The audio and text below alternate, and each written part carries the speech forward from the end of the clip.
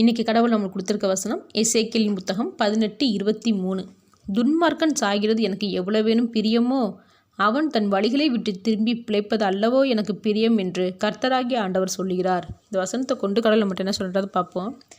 எத்தனையோ பெற்றோர்களுக்கு அவங்களோட பிள்ளைகள் ஒழுக்கம் இல்லாமல் இருக்காங்கன்னா அந்த பெற்றோரையும் நீ உயிரோடு இருக்கிற கட்டிலும் சாகிறதே மேல்னு சொல்லிடுறாங்க. அவ்வளோ வெறுத்து போயிடுறாங்க.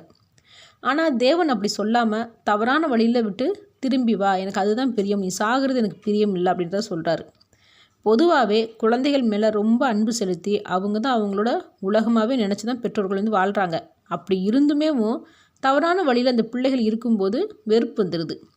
என்னதான் பெற்றோர்களுக்கு வெறுப்பு இருந்தாலுமே ஒழுக்கம் தவறி போன பிள்ளைகள் திருந்தி வந்த உடனே ஏற்றுப்பாங்க. பழைய நாட்களை பற்றி யோசிக்க கூட மாட்டாங்க. திருந்தினா போதும்னு நினைக்கிறாங்க. இந்த பிள்ளையை நம்ம ஏற்றுக்கிட்டோம்னா சொந்தக்காரவங்க பக்கத்தில் இருக்கிறவங்க என்ன நினைப்பாங்க, என்னெல்லாம் பேசுவாங்க அப்படின்னு யோசிக்க கூட மாட்டாங்க. ஏன்னா அது அவங்களுடைய இரத்தத்தால் உருவான உயிர். அதனால் திருந்தி வரும்போது அவங்களுக்கு ஏற்றுக்கிற மனசு இருக்குது. அதே போல் தான் தேவனும் நம்ம எல்லோரையும் அவர் தான் வந்து பெற்றது. அவரோட மூச்சு காத்த நமக்கு கொடுத்து உயிர் கொடுத்தவர். இந்த உலகத்தில் வாழ்கிற மனுஷருக்கே தன் பிள்ளைங்க மேலே இவ்வளோ அன்பு இருக்குன்னா தேவனுக்கு எவ்வளோ இருக்கும். அதை நம்ம புரிஞ்சுக்கிட்டு தவறான வழியில் விட்டு தேவனிடத்தில் நம்ம திரும்பும்போது நம்மளை மன்னித்து நமக்கும் சந்தோஷமான வாழ்க்கையை அமைச்சு கொடுப்பாரு. நாமளும் சந்தோஷமாக இருப்போம், நம்மளை பெற்றவங்களும் சந்தோஷமாக இருப்பாங்க.